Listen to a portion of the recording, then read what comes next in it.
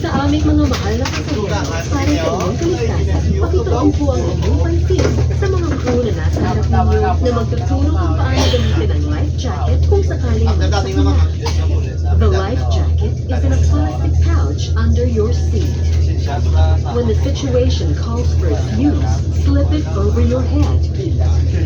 Pass the straps around your waist and adjust at the front. For additional security, tie the collar strap as well. Ang life jacket ay nakabalot at nakatapuan sa ilalim ng inyong upuan. Kung kinakailangan gamitin, isuot ito mula sa ulo.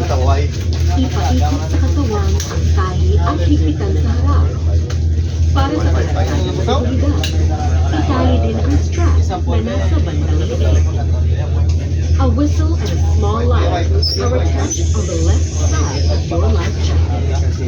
You can use the whistle to call attention, while the light will help in making you visible, especially at night.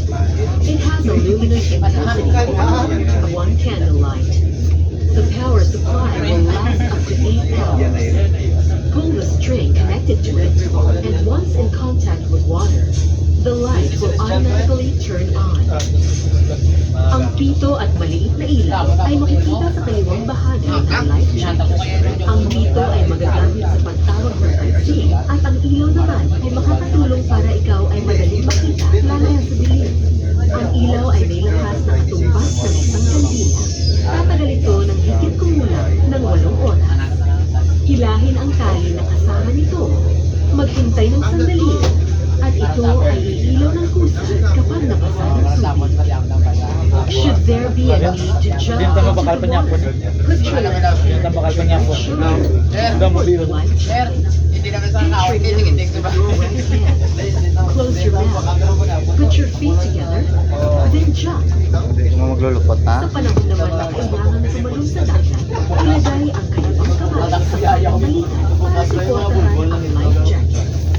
Pisilin ang ilong ng kanat kamay, isara ang bibig, pagpipitin ang mga paa, bago tumaton.